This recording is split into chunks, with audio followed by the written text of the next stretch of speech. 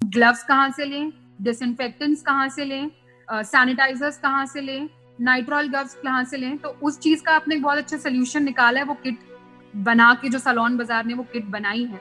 I think it's very very appreciated कि आपने पर पर्सन की को दिमाग में रखते हुए इशू सॉर्ट आउट करने की कोशिश की है। तो वो किट एक स्टाफ खुद यूज करता है या क्लाइंट को देता है। आप जब किट पैकेजिंग में दिखाओगे क्लाइंट को कि ये किट है जो हम यूज करने वाले हैं, हम आप ही के सामने खोल रहे हैं, आप ही के बालों में यूज हो रहा है, आप ही की स्किन में यूज हो रहा है, और जैसी सर्विस खत्म होती है डिस्पोज हो जाएगा।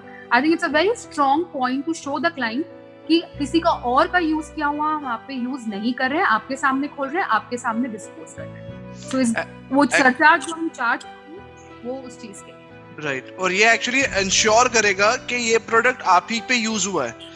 अभी क्या होता है ना, आप लोग मेंटेन कर लेंगे, बहुत सारे सैलून्स होते हैं, बट कहीं कहीं ऐसा होता है, अच्छा आप अच्छा भी कर रहे हो ना, लेकिन कहीं कहीं क्लाइंट का कभी कभी ऐसा माइंडसेट हो जाता है, वो डाउट में रहता है, डायलेमा में रहता है कि ये वो दूसरा टॉवल यूज तो नहीं कर रहा टॉवल मेरे ऊपर, बिकॉज आप ओपन लेके आ रहे हो कोई चीज को, और एक होता है आप उसके सामने ही सील पैक ओपन करो, तो बहुत इम्पैक्ट होगा।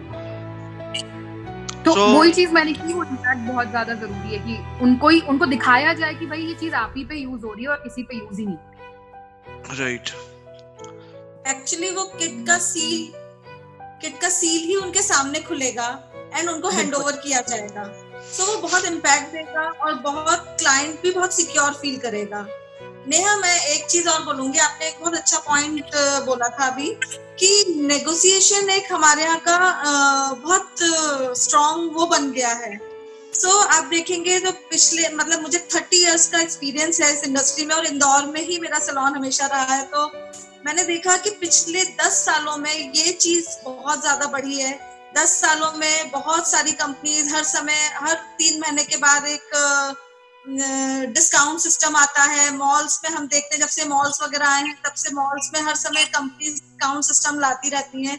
तब से ये चीजें बहुत ज्यादा, अदरवाइज पिछले 5 साल के पहले मैंने अपने सैलून में कभी कोई 1 रुपए का भी डिस्काउंट कभी नहीं दिया था। ये 5 सालों से मैंने भी सिस्टम चालू करा कि भाई डिस्काउंट्स आते हैं, इस मंथ में डिस्काउंट आएगा या उस मंथ में डिस्काउंट आएगा या फेस्टिवल डिस्काउंट है।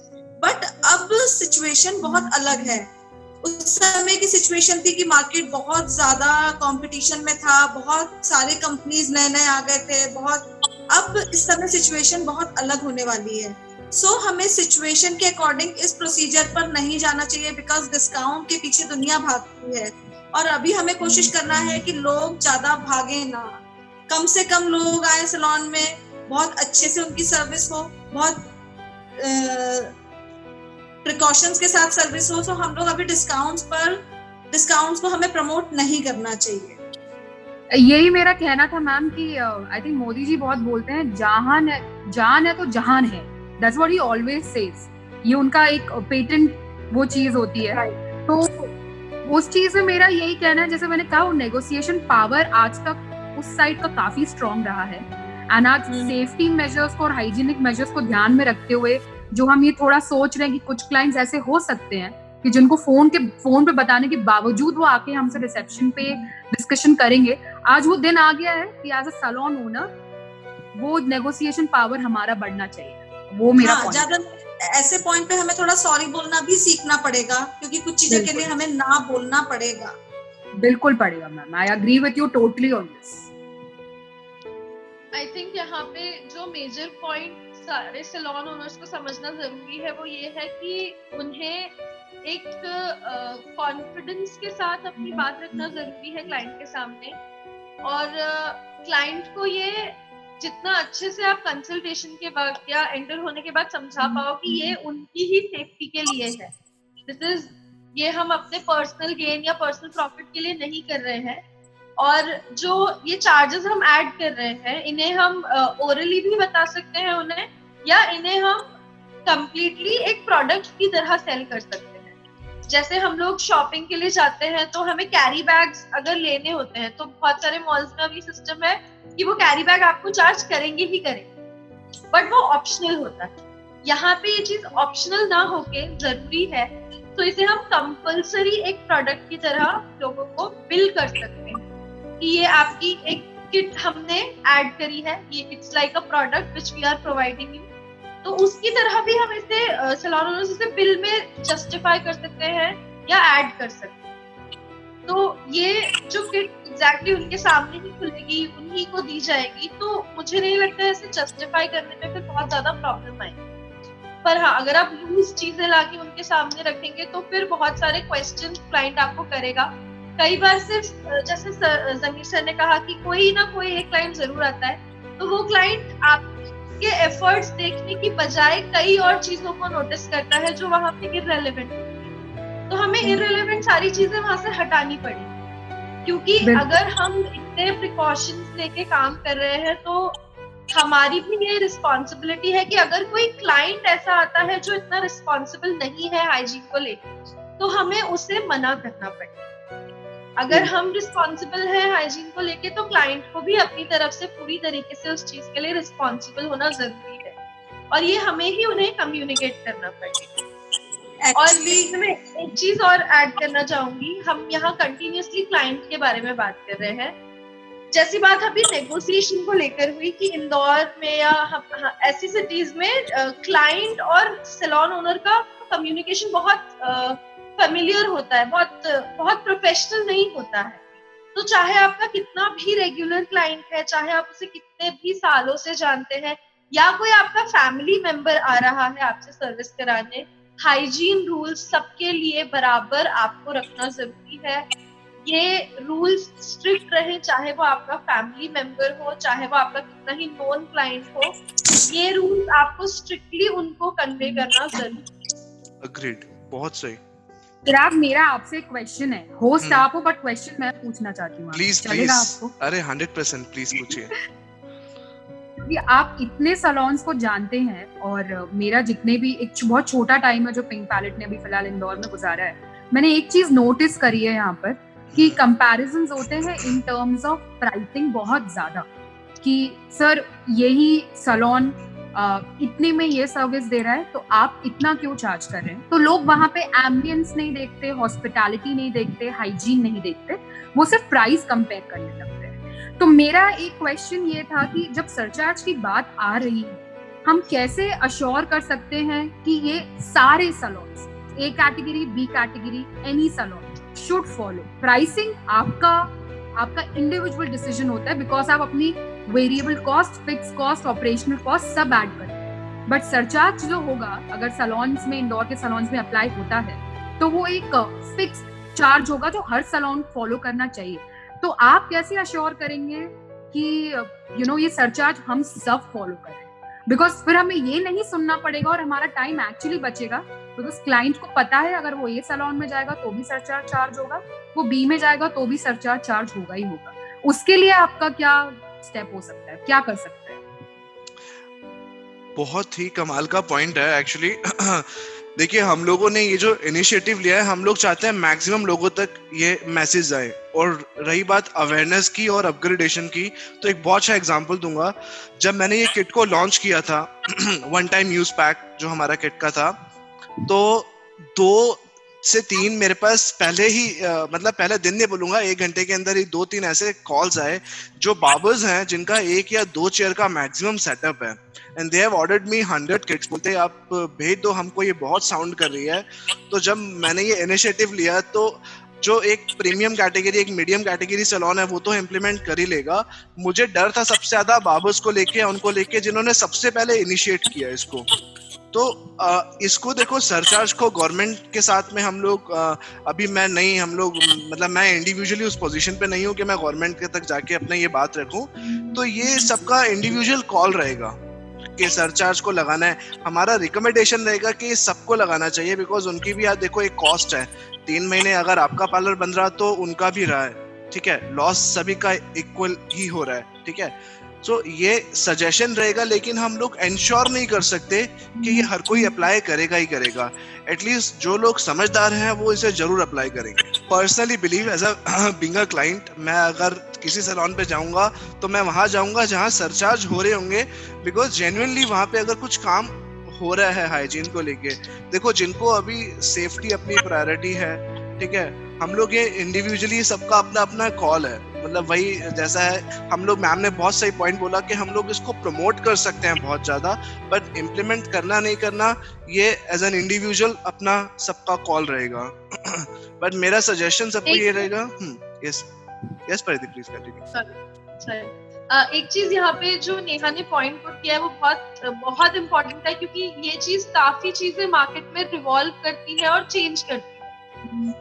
सो इसमें आई वुड सजेस्ट कि हम सैलून ओनर्स को तो अवेयर अपने लेवल पे कर ही रहे हैं, बट इससे ज्यादा यहाँ पे जरूरी है कि क्लाइंट इतने अवेयर होने चाहिए कि वो सैलून में एंटर होके खुद पूछे कि आप हाइजीन के लिए क्या मेंटेन कर रहे हैं। एंड जहाँ पे आपके पास ऐसा क्लाइंट आएगा तो मुझे नहीं लगता कि वो सरचार्ज के लिए या ऐसे किसी चीज के लिए आपसे नेगोशिएट कर सकता है, पर मना नहीं करेगा, रिस्क नहीं लेगा। सो जितना एजुकेटेड यहाँ पे आपका क्लाइंट होगा, जितना अवेयर आपका क्लाइंट होगा, उतना इंडस्ट्री के लिए बेनिफिट होगा कि फिर वो क्लाइंट हर जगह जाके वो चीज आपसे पूछेगा। जैसे कई सारे क्लाइंट्स हमारे पास मेकअप में होते हैं, वो बहुत ज्यादा क्वेश्चन करते हैं कि आप जो ब्रशेस यूज कर रहे हो वो क्लीन है या नहीं, या जो आप टूल्स यूज कर रहे हो वो क्लीन है या नहीं। वो इसलिए क्योंकि वो सोशल मीडिया के थ्रू इतना अवेयर हो गया है। सो सेम चीज हाइजीन के लिए आई थिंक न्यूज में, पेपर्स में, सोशल मीडिया पे, व्हाट्सएप पे, इंस्टाग्राम पे हाइजीन को लेके इतना सारा अवेयरनेस क्रिएट हो गया है कि आई होप कि जब हमारे पास क्लाइंट आए तो वो खुद इस चीज की इनिशिएट करते कि आप हमारे हाइजीन के लिए क्या कर रहे हैं। तो ये हमारे लिए भी इस चीज को बहुत इजी कर देगा, क्योंकि ये चीज हमारे लिए ऑप्शन नहीं है, ये चीज हमारे लिए नेसेसरी है, ये चीज क्लाइंट्स के लिए नेसेसरी है। तो जितना कम्युनिकेशन सैलून ओनर्स के बीच में आपस में इस चीज को लेके होना चाहिए, उतना ही जरूरी है कि सैलून ओनर्स अपने पुराने से पुराने क्लाइंट से लेके नए से नए क्लाइंट तक इस चीज को कम्युनिकेट करें कि वो आपके सैलून पे आए या किसी और के सैलून पे जाए। हाइजीन के लिए भी जरूरी है और हमारे लिए। अग्रीड। आई थिंक बहुत ही कमाल का पॉइंट निकल के है। तो हम लोग एज एन इंडिविजुअली अपने क्लाइंट को ये मैसेज दे सकते हैं कि हम लोग ये मेजर्स फॉलो करने वाले हैं, बिकॉज अभी यही प्रमोशन रहने वाला है। पहले ब्रांड्स होते थे, प्रोडक्ट्स होते थे, सर्विस होती थी, एम्बियंस होता था। अभी सबसे ज्यादा एक्स्ट्रा हाइजीन कहाँ पर है, कहाँ पे वो सेफ सिक्योर फील कर पा रहा है। तो वही बात आ गया, it is not luxury, it is necessary. ये लोगों के दिमाग में भर जाना चाहिए कि हम लोग ये जो चार्ज कर रहे हैं ये लग्जरी के लिए नहीं कर रहे हैं आपके, ये आपके लिए नेसेसरी है। सो देखो, इंडिविजुअली अगर आप, आज हम लोग 4-5 लोग हैं यहाँ पे, अगर हमने इनिशिएट किया, हमको देख के 500 ने किया, उन 500 को देख के और 5000 ने किया, तो ये चेन ऑटोमेटिक वो हो जाएगी। तो मेरी आप सब लोगों से रिक्वेस्ट है, जो ऑडियंस हमें देखेगी इस वीडियो के थ्रू, आप इसको जितना हो सके एज मच एज पॉसिबल आप इसे शेयर करें, सो दैट आपके क्लाइंट तक भी अगर ये पहुंचे तो उनको अवेयरनेस रहे कि हम लोग क्या लेवल के इनिशिएटिव लेने वाले हैं इसके अंदर। आई थिंक नेक्स्ट क्वेश्चन पे मूव करें, विच इज क्लाइंट मैनेजमेंट, जो कि बहुत इंपॉर्टेंट है। अभी हमने पूरी तैयारी कर ली अपने सैलून की कि हम लोग सैलून कैसे प्रिपेयर करेंगे, जो कि हम अब प्रिपेयर हैं, चाहे कॉस्ट को लेके, चाहे हाइजीन को लेके। अब हम लोग बात करेंगे कि हम क्लाइंट मैनेजमेंट, हमारी क्लाइंट की कैपेसिटी क्या होगी, कि हमें कितने क्लाइंट्स लेने चाहिए, या सिर्फ अपॉइंटमेंट बेसिस पे ले रहे हैं तो कैसे उसको फॉलो कर पाएंगे, कैसे हर क्लाइंट को फीड करवा पाएंगे कि आप अपॉइंटमेंट्स पे ही आए, या हमारे पास अगर 5 चेयर का सेटअप है, 2 चेयर का सेटअप है, तो हम कितने क्लाइंट्स एक दिन में ले सकते हैं। चिराग, मैं ये कहना चाहूंगी क्लाइंट मैनेजमेंट में एक चीज जो बहुत जरूरी है कि हमारे पास अक्सर जो क्लाइंट्स हैं वो इवनिंग टाइम पे आते हैं, 4 o'clock 5 o'clock के बाद वो सारे क्लाइंट्स हमारे पास आते हैं। तो कहीं ना कहीं कभी भी मैंने भी नोटिस किया कि पर्सनल बेसिस पे अगर मैं सुबह किसी को अपॉइंटमेंट देना चाहती हूँ तो थोड़े रिजिड और एजुकेटेड होते हैं कि नहीं, आप हमें इवनिंग का ही अपॉइंटमेंट दें। तो ये चीज बहुत ज्यादा जरूरी है कि अगर हम अपने क्लाइंट्स को बोल पाए कि आप सुबह आ जाइए, या कुछ हमारे पास शाम में ज्यादा क्लाइंट्स है और हमने रिक्वेस्ट कर पाए कि कुछ क्लाइंट्स को हम सुबह शिफ्ट कर सकें, तो वो एक बहुत ज्यादा इम्पोर्टेंट चीज हो जाएगी। दूसरी बात, क्लाइंट मैनेजमेंट में ये चीज हम बार बार बोल रहे हैं कि हम अपॉइंटमेंट बेसिस पे ही लेंगे, but I am not very sure individually also कि हम सब इस चीज को कितना फॉलो कर पाएंगे। Because at the end of the day as a salon owner आप हाइजीन तो देखोगे, आप हर चीज फॉलो करोगे, बट आप साथ में बिजनेस भी देखोगे अपना। तो कहीं ना कहीं ऐसा नहीं हो सकता कि हम बिल्कुल ही वॉकिंग को ना इनकरेज करें, बट ये मैं जरूर बोल सकती हूँ हम कम इनकरेज करें। अब कुछ सैलून्स में लॉबी एरिया होता है, छोटा सा लॉबी होता है, सोफा होता है, 3 सीटर का सोफा है, तो उसमें 4 लोग ना बैठे, सिर्फ 2 लोगों की वेटिंग हो, 2 मीटर का उसमें डिफरेंस हो, हम उतना तक एटलीस्ट अप्रिशिएट कर सकते हैं कि कोई क्लाइंट अगर आ रहा है, अगर हम उसको वेटिंग एरिया में ज्यादा क्लाइंट्स नहीं ना, हम उसको बिठा के रख सकते हैं अगर हमारे पास कोई अपॉइंटमेंट नहीं है तो बिल्कुल ये बोलना कि हम अप्रिशिएट ही नहीं करेंगे वॉक-इन्स को, शायद मेरे को लगता है शायद कहीं ना कहीं थोड़ा सा गलत हो जाएगा। एंड ये कोशिश करनी है कि हम वॉक इन के अपॉइंटमेंट को, मतलब वॉक इन को अपने फिक्स्ड अपॉइंटमेंट के साथ स्वैप ना करें और अपने फिक्स्ड अपॉइंटमेंट को वॉक इन के साथ बिल्कुल स्वैप ना करें। एंड जमीर सर ने बहुत अच्छा पॉइंट बोल दिया है, हर सर्विस के बीच में जहां पहले 15 मिनट का ब्रेक होता था, अब 30 से 35 मिनट का ब्रेक होना बहुत जरूरी है, ताकि आप पूरा डिसइंफेक्टेंट से आप सब क्लीन करें, आपका जो टेक्नीशियन या हेयर ड्रेसर है वो भी अपने ग्लव्स को चेंज कर सके। सो आधे घंटे से 30 मिनट्स का गैप रखना इज एक्सट्रीमली इम्पोर्टेंट। क्लाइंट आता है तो जो सेम प्रोसीजर मैं शुरुआत से बोलती आ रही हूँ, जो सैलून्स फॉलो कर सकते हैं, वो टेम्परेचर जरूर लें, क्वेश्चनर जरूर भरवाएं क्लाइंट से। अब आपको वो क्वेश्चनर कैसे भरवाना है वो आई थिंक हमने पहले भी डिस्कस किया है। जिनके लिए डायरी और पेन ठीक है वो डायरी और पेन यूज करें, जिनके लिए ऑनलाइन ठीक है वो ऑनलाइन पे जाएं, जो आपको मैनुअल ऑनलाइन जो आपको ठीक लगता है आप वो चीज पे अपनाएं। एंड लास्ट में एक चीज कह पाऊंगी, जहाँ पेमेंट्स का बात आती है, बहुत सारे सैलून्स और फ्रेंचाइजी सैलून्स और जो बड़े चेन ऑफ सैलून्स है वो ये फॉलो कर रहे हैं, एंड हमें भी ट्राई करना चाहिए फॉलो करने का कि हम डिजिटल पेमेंट जितना ले पाए हम उतना प्रमोट करें। कुछ सैलून्स अभी भी पेटीएम, गूगल पे, यूपीआई, फोन पे ये सब चीजें लेती हैं, और पेटीएम पे रजिस्टर करना आज किसी के लिए भी मुश्किल चीज नहीं है, आराम से पैसा एक दिन के बाद आपके बैंक अकाउंट में आ जाता है। तो अगर आप डिजिटली पेमेंट, आप क्लाइंट को भी उतना ही तरीके से प्रमोट करिए डिजिटल पेमेंट को जितना आप अपने स्टाफ को समझा रहे हैं कि सामने वाले को बोलो कि डिजिटल पेमेंट दे। रिवॉर्ड पॉइंट्स हम स्टार्टिंग में कर सकते हैं कि जिसने भी डिजिटली पेमेंट किया तो आपको रिवॉर्ड पॉइंट्स आएंगे, सो दैट एक पैटर्न डेवलप हो। सो मेरे अकॉर्डिंग ये छोटी छोटी चीजें जो हम क्लाइंट मैनेजमेंट के लिए यूज कर सकते हैं। और कोई व्यूज आपके? अनुजा मैम पढ़ी थी।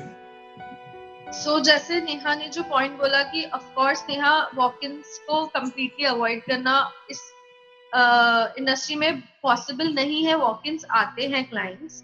आई गेस हमारी यहाँ पे जो सबसे बड़ी एक पार यहाँ पे रहेगी कि लोग श्योर नहीं रहेंगे इनिशियली कि कौन से सैलून्स ओपन है और कौन से सैलून्स ओपन नहीं। तो आई थिंक क्लाइंट भी थोड़ा सा प्रेफर करेगा कि वो कॉल करके आए। बट अगर कोई वॉक इन आता ही है तो फिर डेफिनेटली अगर हम ले सकते हैं, अगर हमारी कैपेसिटी में है तो हम डेफिनेटली उसको लें। बट एक वो जो फील रहता है एक सैलून ओनर में कि क्लाइंट चल के यहाँ तक आ गया है तो फिर उसे वापस भेजने में हर सैलून ओनर को एक फील आता है मन में कि इट्स नॉट रिस्पेक्टफुल, या अब अगर वो आ गए हैं पर्सन तो हम सर्विस ले लेते हैं। तो इसको हमें एज ए सैलून ओनर थोड़ा सा हमारी इमोशंस को कंट्रोल करना जरूरी है यहाँ पे, कि अगर आप ऑलरेडी कोई अपॉइंटमेंट दे चुके हैं तो फिर आप वॉक इन को या तो कोई दूसरा टाइम देके या रीशेड्यूल करके बुला सकते हैं। बट अगर आप उन्हें उसी टाइम इनकॉर्पोरेट कर सकते हैं, ले सकते हैं, तो डेफिनेटली बिजनेस सबके ही माइंड में है तो आपको उनको लेना चाहिए। कंप्लीटली अवॉइड करना पॉसिबल नहीं। I completely agree. इसके अलावा एक और जो इशू यहाँ पे आ सकता है, जो हमारी क्लाइंट्स के साथ आता है, कि वो आपसे अपॉइंटमेंट लेते वक्त आपको एक सर्विस बताते हैं और जब वो सर्विस कराने आते हैं तो वो एक करके ऐसे अपनी सर्विसेज इंक्रीज करते जाते हैं। तो बिजनेस वाइज देखा जाए तो ये चीज बहुत अच्छी है। हम भी कोशिश करते हैं इस चीज की कि हम क्लाइंट को हमारी दूसरी सर्विसेज प्रमोट करें। बट अगर इस टाइम पे ये चीज हम करेंगे या क्लाइंट करेगी तो जो हमने आगे अपॉइंटमेंट्स दिए हुए हैं, जिनमें अगर आपने 4 अपॉइंटमेंट्स दिए हैं तो वो टाइम आपका फ्लक्चुएट होगा, आपके आगे आने वाले अपॉइंटमेंट्स को प्रॉब्लम आ सकती है उसका।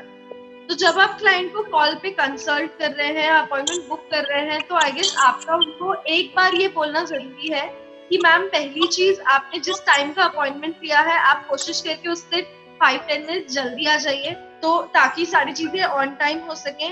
दूसरा, आप उन्हें ये स्पेसिफाई कर सकते हैं कॉल पे कि मैम और कोई सर्विस आप अपनी तरफ से सजेस्ट कर सकते हैं जो आपको नेसेसरी लगती है, या आप उन्हें बोल सकते हैं कि आपके माइंड में अगर और कोई सर्विस है जो आप लेना चाहती हैं तो आप मुझे अभी से बता दीजिए, मैं प्रिपरेशन पहले से करके रखूंगी या मैं अपना नेक्स्ट अपॉइंटमेंट उसी अकॉर्डिंग प्रोवाइड करूँ। तो ये मुझे ऐसा लगता है बहुत मेजर चीज है जो क्लाइंट्स के साथ भी होती है और सैलून ओनर्स के साथ भी होती है, कि टाइम मैनेजमेंट की जब हम बात करते हैं यहाँ पे, या नेक्स्ट अपॉइंटमेंट देने की जब बात करते हैं, तो ये जरूरी है कि क्लाइंट को भी ये क्लियर हो कि उन्हें जो जो सर्विसेज करानी वो उसके बारे में क्लियर रहे। और अगर वो इन बिटवीन कोई लंबी सर्विस या लेंथी सर्विस एक्सटेंड करने के लिए आपसे पूछते हैं, तो शायद आपको वहां भी अगर आपके लिए पॉसिबल ना हो तो मना करना पड़ सकता है। सो सबसे बड़ा चेंज जो हमारी इंडस्ट्री को जरूरत है वो जैसा अनुजा मैम ने कहा कि नो बोलने की, हमें सिखाया गया है कि हम क्लाइंट्स को कोशिश करके नो ना बोले कई चीजों के लिए, तो वो हमें धीरे धीरे यहाँ पे स्ट्रिक्ट करना पड़ेगा कई चीजों के लिए, जिन जिन चीजों के लिए हम कर सकते हैं। नॉन नेगोशिएबल चीजें कुछ रखनी पड़ेगी। परिधि, आई थिंक आपने एक बहुत अच्छा पॉइंट बोला जो मैं बस बोलने वाली थी कि हम जहाँ हैं वहां पर सबसे बड़ी दिक्कत है कि अगर हमने अपॉइंटमेंट दिया है, कभी भी वो अपॉइंटमेंट उसी टाइम पे हो नहीं पाता है। तो आई थिंक वो हाफ एन आवर 45 मिनट्स से वेरी करने लगता है। एंड फिर जो दूसरा अपॉइंटमेंट होता है, हमें फिर बाद में प्रॉब्लम होती है कि हम पहले अपॉइंटमेंट को कॉल करके पूछ लें कि वो आ रहे हैं कि नहीं आ रहे हैं, या फिर इनका पहले कर ले, शायद उनको और लेट होने वाला है। हम अजम्पशंस लगाने लगते हैं बिकॉज हम ये नहीं चाहते कि हम क्लाइंट को बार बार कॉल करके इरिटेट करें, क्योंकि क्लाइंट इरिटेट होने लगते हैं। मैं भी एक क्लाइंट होंगी तो मुझे बार बार कॉल आएगा तो इरिटेट होगा। तो उस चीज में जरूर जितने भी लोग हमें देख रहे हैं, जितने भी सैलून ओनर्स हमें देख रहे हैं, मैं एक रिक्वेस्ट करना चाहूंगी कि वो झिझक भी आप अपने दिल से हटाइए और कॉल प्लीज करिए क्लाइंट को। 4 बार से 5 बार कॉल करके पूछिए कि मैम आप इस टाइम पे आ पाएंगे या हम किसी और को ले लें। तो वो टाइम पे स्टिक करना बहुत बहुत ज्यादा मैंडेटरी हो जाएगा। वो तो क्या है, आप पहले से ही आपका क्लाइंट को प्रिपेयर करना ही पड़ता है। मैं मेरी बात करूँ ना, अगर मेरे क्लाइंट अगर लेट हुआ 10 to 15 मिनट्स उसका मैक्सिमम टाइम है, अगर वो लेट हुआ तो आके बैठ जाएंगे, फिर उनका क्लाइंट ही नहीं करता, मना कर देते हैं कि नहीं कर पाएंगे। सर ये आपका पैटर्न है जमीर सर, ये आपका पैटर्न है और ये आई थिंक सबको फॉलो करना बहुत जरूरी है।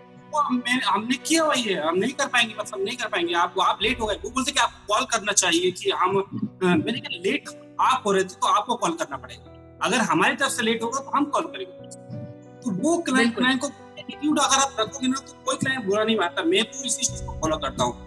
मुझे स्ट्रिक्टली वो है कि मैं क्लाइंट को, अगर मैं मेरे आपकी बेहतरी बैठा हूँ, मेरा वक्त भी वैल्यूएबल है, ऐसा नहीं कि आपका ही वैल्यूएबल है, तो मैं यहाँ एटीट्यूड दिखाता हूँ। सर्विस में जब आप मेरे पास चेयर पे बैठ जाता है क्लाइंट, तो मैं मेरा 100% देता हूँ। बट जहाँ पे क्लाइंट उससे पहले अगर वो गलती कर रहा है तो उसको गलती नोटिस करना पड़ेगा। आप कोई भी हो, मेरे पास में बहुत अच्छे क्लाइंट्स आते हैं, मैं स्ट्रिक्टली मना करता हूँ। मैंने सर मैं आपके बहुत ही सालों से मैं सिखाता आ रहा हूँ अपॉइंटमेंट। आज मुझे साल हो गए, 2006 से मैं कर रहा हूँ अपॉइंटमेंट्स के थ्रू काम। और काफी लोगों को मैंने समझाया तो वो बोलते कि हमारा बिजनेस लॉस हो जाता है कि हम अपॉइंटमेंट के थ्रू काम चल रहे हैं। बट मुझे आज जरूरत नहीं कि मेरा क्लाइंट लॉस होता है कि अपॉइंटमेंट के थ्रू, क्योंकि बहुत जरूरी है एजुकेट करना। लोगों को पता ही था, मेरी इवन मजाक बना देते कि लोग अरे ये बोलो वो टाइम लेके बाल काटने वाला बंदा है, समझे? तब मतलब 2006-7 की बात है, वहां तो हंसते थे मुझ पे कि बोलते ये यार तो आपके यहाँ बैलेंसर सर्च के लिए मैं वर्क करता था टीआई में, तो वहां पे कोई बोलते थे कि एक बंदा है वहां पर, मुझे बोल रहे हो कि बंदा है आपके यहाँ पे कोई वो टाइम लेके बाल काटता है, हंसते थे वो लोग। कहीं ना कहीं आज मैंने आज लोगों को बहुत एजुकेट किया, बोलते बाल काटने के लिए भी अपॉइंटमेंट लेना पड़ता है। अब लोगों को समझ में आया, क्योंकि ये बहुत जरूरी है। हम कभी क्लाइंट बोलते हैं कि यार कैसे बोले क्लाइंट को कि बता आप एक सिंपल सा वर्ड यूज कीजिए। अगर पास में कोई क्लाइंट आता है कि अभी तो मैं आप नेक्स्ट बिना अपॉइंटमेंट के आ गए कोई बात नहीं, बट नेक्स्ट टाइम जब आप आएंगे 10 तारीख या मैडम तो आप ना कॉल करके आ जाना।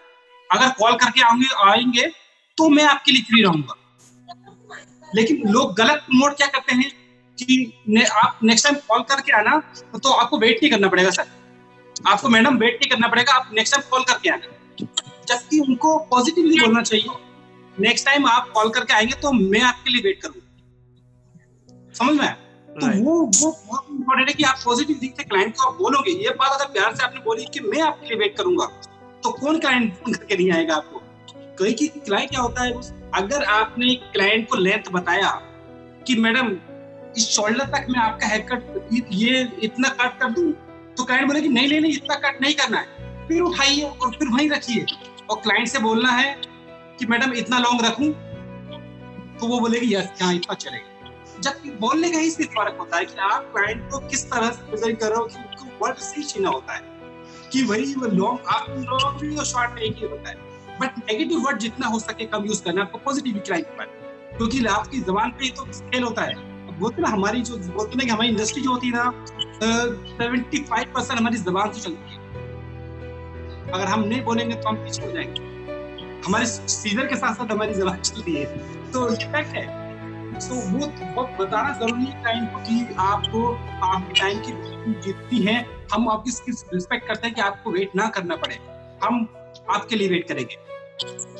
अगर इसको अगर कंक्लूड करें अपन, तो परिधि ने एक बहुत अच्छा कमाल का पॉइंट बोला। जैसे हम लोग क्लाइंट सर्विस बढ़ा देता है, तो अभी जो इम्प्लीमेंट करना चाहिए वो ये होना चाहिए कि ऑन कॉल काउंसलिंग हो जाए क्लाइंट की। आपको जो सर्विसेज उसको रिकमेंड करनी है, जो हम लोग यहाँ फिजिकली आने के बाद उसको सजेस्ट किया करते थे, 2 सर्विसेज की जगह 5 करवाते थे, वो हम लोग ऑन कॉल उसके साथ कर सकते हैं। एक ये चीज हो सकती है। और second, as far as appointment का जो कंसर्न है, वो जो बहुत बार ऐसा होता है, मैं खुद भी ऐसा करता था, अपॉइंटमेंट ले लेता था और मेरे को टाइम नहीं होता था, मैं कहीं स्टक हूँ तो मैं नहीं जाता था, और मेरी कोई रिस्पॉन्सिबिलिटी नहीं थी मैं कॉल करके बोलूँ कि मैं नहीं आ पा रहा हूँ। ठीक है, तो ऐसा बहुत सारे लोगों को मैंने करते हुए देखा है। तो इस चीज में एक चीज हम लोग कर सकते हैं, हमने बहुत बार देखा, जिस सर्विस को हम लोग प्रीपेड कर देते हैं, ठीक है, या जिस वेबिनार का हमने पैसा पहले दे चुके हैं, उस वेबिनार पे हम पहुंचेंगे ही पहुंचेंगे। अभी ये जो क्वारंटाइन में, और जो वेबिनार मेरे को बोलते थे ना कि फ्री ऑफ कॉस्ट है, ऐसे उनको मैं अवॉइड कर देता था। जहां मैं पे कर देता था ना 2000 या 2500 रुपए, वहां मैं एकदम ऑन टाइम पहुंचता था। तो इसमें हम लोग एक चीज ऐसे इम्प्लीमेंट कर सकते हैं कि पेटीएम फॉर बिजनेस जो आता है, जो एक एप्लीकेशन है, उसको हम लोग डाउनलोड करके, जैसे क्लाइंट ने अपॉइंटमेंट लिया, उसकी सर्विसेज हमने ऑन कॉल उसके साथ काउंसलिंग कर दी, उसी को लिंक भेजा।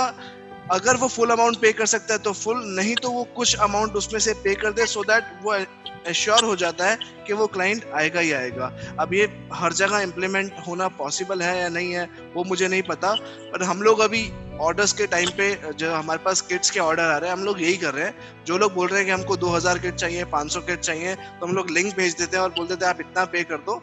अगर आपको जेन्युइनली चाहिए तो हम लोग इतने आपके लिए रिजर्व करके रख लेंगे किट्स।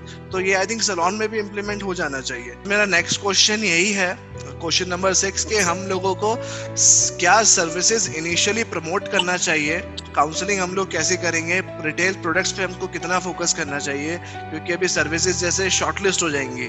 हम लोग अभी सपोज 100 सर्विसेज दे रहे थे सैलून पे, तो वो कट के सिर्फ 25 या 30 रह जाएंगी। तो हम लोग अभी रिटेल के ऊपर फोकस कर सकते हैं। तो आई थिंक इसके अंदर अभी बेटर रिलेट कर पाएंगे काफी सारे लोग इस वीडियो को देखेंगे, कि हम लोगों को अभी क्या सर्विसेज इनिशियली प्रमोट करनी चाहिए। और जो परिधि ने बहुत अच्छा पॉइंट बोला कि काउंसलिंग हमको ऑन कॉल करनी चाहिए, तो उसका क्या वे रहेगा, ये हमारा नेक्स्ट क्वेश्चन है। चिराग, जैसे हम यहाँ 3 अलग अलग चीजों की बात कर रहे हैं। एक है हमारी काउंसलिंग, दूसरी हमारी सर्विस, और तीसरा हमारा रिटेल।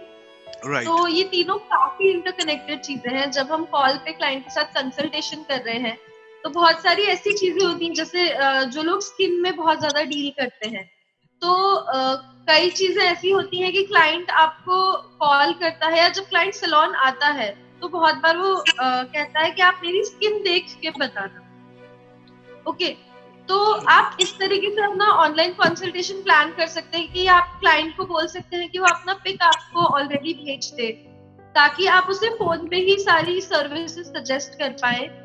फेस की या स्किन की जो सर्विसेज हैं उनमें काफी ज्यादा रिडक्शन आएगा, क्योंकि बहुत सारी जो कॉन्टैक्ट वाली सर्विसेज हैं वो इनिशियली कितनी हर कोई इम्प्लीमेंट कर पाएगा, वो पॉसिबिलिटी समझनी पड़ेगी।